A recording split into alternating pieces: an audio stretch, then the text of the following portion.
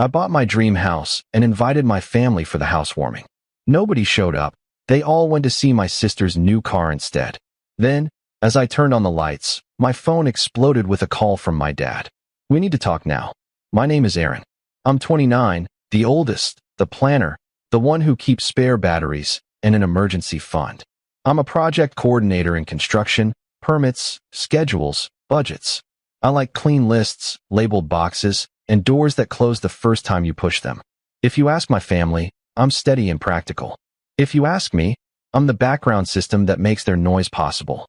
My sister Tessa is 26 and golden. She's spontaneous, fun, vision-led. It means our parents clap whenever she wants something.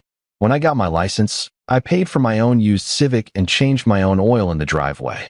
When she got hers, Dad said, "A young woman needs something safe," and handed her keys to a new hatchback with a bow from the dealership. I learned early not to expect applause. You do the right thing and keep it moving. Buying a house wasn't about applause. It was about doors that shut and stay shut. It was about not hearing my dad's TV through thin walls, not sharing a fridge with my sister's meal prep jars that never had food in them. I saved for 4 years. Overtime shifts, no vacations, roommates who left dishes, and a spreadsheet called Brick by Brick. I said no to a lot of little things so I could say yes to the big one once. Last month, the yes finally happened. A small craftsman with a lemon tree in the yard, and a porch swing the previous owners left behind if you promised to sit there. 2 bedrooms, a squeaky hallway, a tiny old fireplace with a tile someone had painted with a crooked blue fish. I ran my hand along the kitchen counter and felt like I'd found something that fit me. I sent a photo to the family group chat. Keys in my hand, a sold sign behind me. The caption, "Housewarming next Saturday at 5. Chili, cornbread, fire pit if the wind cooperates." I got 3 confetti emojis, a proud of you, son, that felt cut and paste, and from Tessa, a sticker of a champagne bottle with yas. All week, I scrubbed cabinet fronts and lined drawers. I rolled leftover paint over scuffs.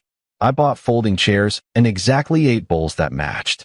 I found a secondhand rug and drove it home strapped badly to the Civic, so the corners flapped in my side mirror like flags. Saturday, I set up string lights in the backyard and lit 3 citronella candles that smelled like lemon cleaner. The chili simmered. I put the cornbread in at 420. I put a cooler on the deck with ice and 3 kinds of soda, 2 beers, and 1 root beer because my dad likes to pretend he's a kid when he's in a good mood. I laid out napkins and cheap plastic spoons. At 5:02, I checked the road. It was quiet. At 5:11, I lit the candles anyway. At 5:18, I texted ETA. Mom sent back soon with a heart. Dad didn't answer. Tessa sent a photo. Her on a car lot in sunglasses, standing in front of something glossy red. Captioned, "We did a thing." At 5:33, my phone buzzed again. A video from Mom. "Look at our girl," she said behind the camera. Tessa revved the engine. Someone laughed. The salesman clapped. The video ended. I stared at the screen.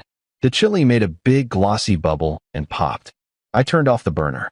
At 5:41, I turned on my new living room lights for the first time, expecting to feel that house feeling hit from everywhere at once. The room looked like a photo stage for a listing. Clean, ready, empty. My phone rang. Dad. I let it go 1 beat longer than I would have a year ago, then answered. "We need to talk," he said. "No, hello." "Okay," I said. I looked at my porch where I'd stuck a little sign that said, "Welcome." Like a joke. "Now," he said. I stood there in the light of my own house, holding my phone to my ear and listened to the tone my dad uses right before he assigns me something. I didn't know yet what they wanted. I just knew they were all at a dealership, and I was in a quiet kitchen and the chili was cooling. I leaned a hip against the counter and said, "I'm home." I didn't add. Finally, no one came. The porch swing creaked once in a small wind. The sign looked silly, like a setup without a punchline. I hung up and set my phone face down. Somewhere in the city, my sister circled a parking lot in a new car, and everyone clapped. I stood in my house and listened to the refrigerator cycle on. The first trigger wasn't loud. It was lights turning on for an audience that chose another show. I plated myself a bowl and ate it standing over the sink. The chili was good. The room was quiet. The lights stayed on. I didn't cry. I didn't rage. I chewed. And I looked at the doorway, and I felt the draft where the new weather stripping hadn't arrived yet. And then I washed the bowl, dried it, and set it face down on a towel like I was getting ready for something I couldn't name yet. Money in our house always wore a costume. It pretended to be love, duty, discipline, whatever fit the day. When I was 14, Dad called it responsibility and charged me $100 a month for room and board out of my grocery store paycheck. Teaches you the real world, he said, and took the cash from my palm like I was paying a ticket. When I was 16 and asked where that money went, Mom said into the family. When I asked to see the family, Dad laughed. By then, I'd learned to keep records. I had a note on my phone with dates and amounts. I told myself it wasn't petty. It was a map through a fog where other people could pretend I imagined the road. Meanwhile, Tessa had a talent for arriving after the check. She's good at I want. The phrases people used around her were softened. Dreams, vision, potential. She tried a semester of community college, then dropped because the professor was negative. She started a candle business that she never paid sales tax on. She wanted to be a content creator, so she needed a better phone, a ring light, a creative corner, a car for brand deals. Guess who measured the space for that corner? Guess who dragged a couch out of the garage? Guess who drove her to a collab that turned out to be in a stranger's apartment that smelled off? That was me. But when I started saying no to a temporary add-on on my phone plan, no to co-signing a lease for just 6 months, the story flipped. Suddenly I was cold, stingy, too transactional. Mom would say, "Don't be a ledger with family." Dad would say, "A man provides." And providing had stretched to cover everything. Tessa's credit card emergency of $312. Dad's truck tires when payday got shifted, $198. The HOA fee they ignored until collections hit, $280 plus late fees plus lawyer letters. Then there were the small asks. Disney Plus, because we all watch. Coffee pods, because we like the nice ones. A new vacuum, because how can we live without one? It was always we when they wanted something, and you when it came to thanks. If I said no, Mom's tone turned glassy. "We did everything for you. We fed you." Dad would just fold his arms, stare out the window, and say, "We're not asking for the moon. Just family." I keep telling people I'm not some saint. I just like to know where money goes, what the plan is. I helped because it was easier than fighting, and because sometimes helping looks like loyalty even when it isn't. The house shifted all of that. The house meant no more renting rooms to strangers, no more shared spaces claimed without asking. It meant my own door, my own deed, initials that were only mine. It meant they couldn't say we when they really meant you. When I told my parents I was house hunting, Mom said, "Make sure there's a guest room. Tessa will need a place while she figures herself out." Dad said, "Pick one with a garage so I can finally keep the table saw." Tessa said, "Your house will be amazing. Also, can I film in your kitchen? The light is perfect." When my offer was accepted, I brought cheap cider and paper cups and said, "I did it." Mom hugged me. Then immediately, "We should add Tessa to your address so her insurance is cheaper. Just for now." Dad grinned. "Property is a family asset." Tessa took a selfie in my car mirror and posted, "Big change is coming sparkles." Like my house was just a backdrop for her show that I paid the down payment. I paid closing. I paid to replace a section of pipe the inspector optimistically called fine. I signed 15 times, then once more. The pen felt heavy and perfect.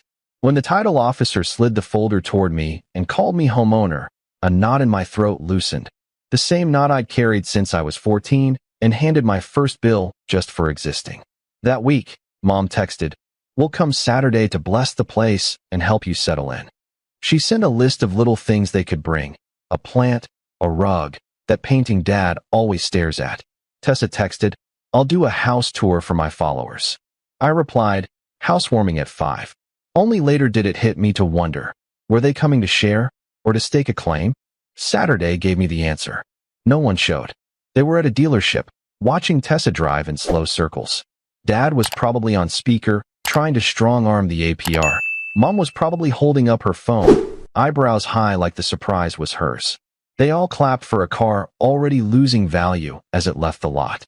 Nobody noticed the door I had worked to unlock. When Dad finally called and said, "We need to talk," I recognized the tone. Not congratulations. Logistics. My house was a field, and he was circling like a hawk that hears the truth. The chili crusting in my sink wasn't the thing that set me off. It was just the latest mark in a pattern Different scenes, same outline. A favor with my name stamped on it. A plan where I'm the fallback. A family where love translates to just sign here. I didn't pick up Dad's call. I texted, tomorrow afternoon. He shot back, don't be dramatic.